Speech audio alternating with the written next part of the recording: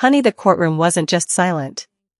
It was frozen, you could literally hear hearts beating. It didn't feel like a trial anymore, it felt like the final scene of a movie. You couldn't look away from all the shouting, all the lawyer theatrics gone. This was the last day. No more testimonies, no more exhibits, just the truth or what was left of it. And there he was, Sean Diddy Combs. No diamond chains, no arrogant swagger, no hunky days, the accolades, the vaults, no huge hits. It reminded people of the urgency and the criminal process that we damn near covered up. Sean Diddy Combs.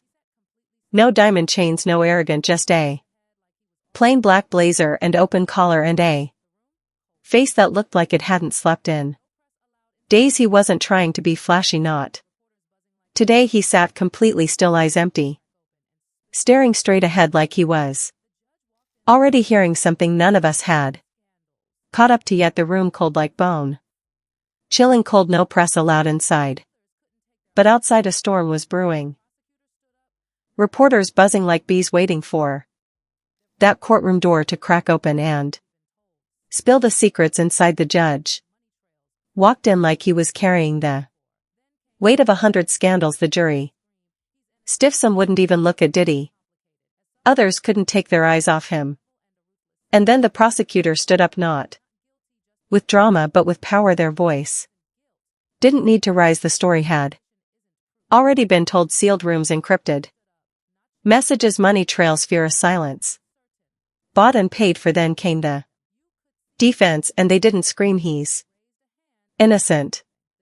No, they painted him as complicated, as someone shaped by success, survival, and a ruthless system. Not perfect, sure, but not guilty just because he was powerful. Imperfection isn't guilt, his lawyer whispered, and suspicion isn't proof. And then hold your breath.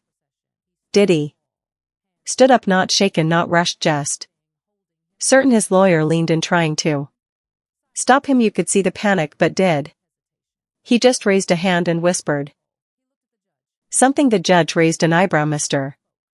Combs, are you requesting to speak? Yes, Your Honor, I am. Now let me tell you that never happened, but the judge, he allowed it. And what happened next, baby, was something nobody saw coming. Did he walked slowly toward the podium. Each step echoed like a drum beat in a funeral procession. He stood tall, hands gripping the wood like it was the only thing holding him up. And then silence, not hesitation, control. He looked at the judge, then the jury, then the crowd, and finally he spoke.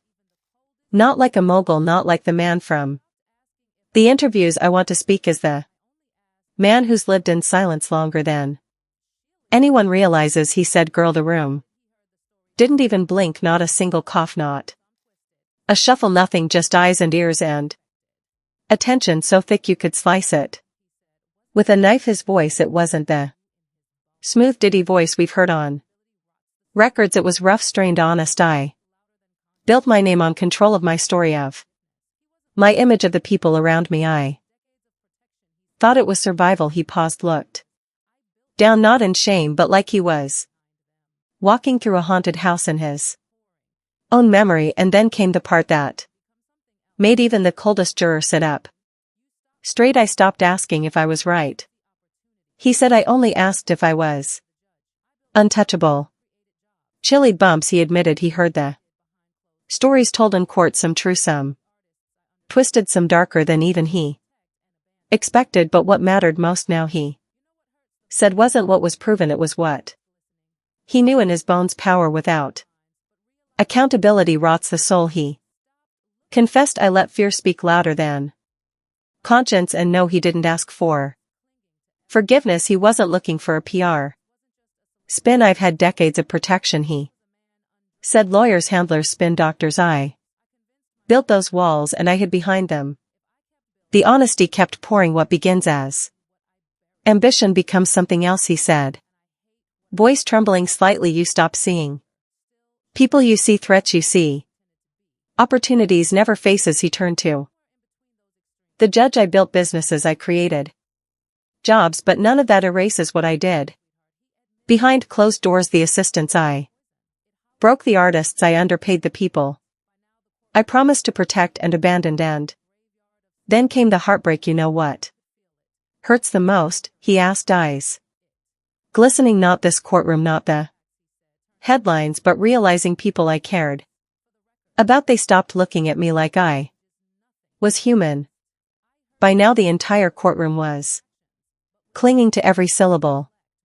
This wasn't just a celebrity giving a speech, this was a man undressing his soul in front of strangers. I convinced myself that money could fix anything if I kept building, kept giving. No one would ever see what I buried, but this trial made me look, and I hate what I saw. His tone dropped softer, still sharp. I'm not the man I pretended to be. I'm not a monster either, but somewhere in between those extremes, that's who I am, that's who I failed to be. He kept going. Sweetheart, he admitted that silence wasn't strength, it was a poison. It hollowed me out, he said, bit by bit. By now the courtroom didn't feel like a room, it felt like a graveyard of secrets. Everyone inside could feel it, not just hear it, feel it. I know this court can only go by the facts, he said, turning again to the judge, but I need to say this for the record, for myself, even if it changes nothing. He confessed, I hurt people, not always with actions, but with silence, with neglect, with power. I never should have used. A juror leaned in again, eyes wide. You could tell whatever they believed before this shook them. People asked why now, why speak up after all this time? Because I could, he answered bitterly, honest, because I thought I had time, because I thought I could clean it up behind the scenes. And then the mic dropped, but the noise, that noise became a scream, and now I hear it every time I close my eyes. Let that sink in. He told the room about the walls he built, how they didn't just keep the world out, they kept him trapped. I built mine too high for too long, until I couldn't tell the difference between survival and sabotage, and then the ultimate gut punch. I can't undo what I did, but I can stop lying about it, even if it costs me everything. Woo, just woo, he said. If I walk out of here still pretending, then this trial meant nothing. That hit like thunder. And the gasp from the gallery, oh, it was real. Someone couldn't even hold it back. He didn't flinch. I'm not here for redemption, he said steady. I'm here for reckoning. And then he stepped back, not dramatically, just broken, honest, human.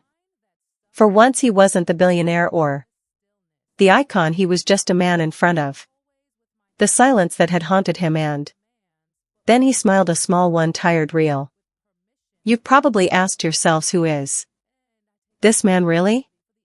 He said, after all the headlines, after everything, you want to know what's real. I don't blame you. I've blurred that line more times than I can count.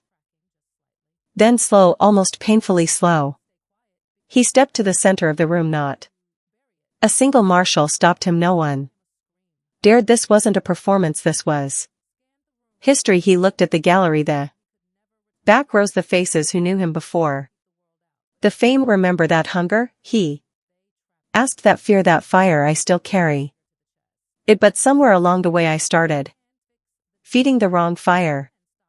His words hit like waves, raw, unfiltered, unforgiving. I snapped at people who were loyal to me. I cut off voices that told me the truth. I prioritized my brand over my responsibility, and even when I knew something wasn't right, I stayed quiet. By now the judge wasn't scribbling notes anymore. He was just staring, listening, feeling it like everyone else, because this wasn't testimony, this was a confession soaked in regret. I know this court sees what's on paper, evidence, testimonies, cold facts. Diddy continued.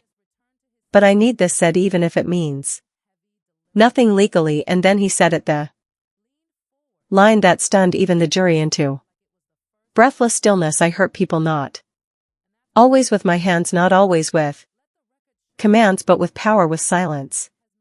With permission I never should have given, and I take full responsibility for the environment I allowed to grow around me. At this point the courtroom was a church. No, it was more sacred than that.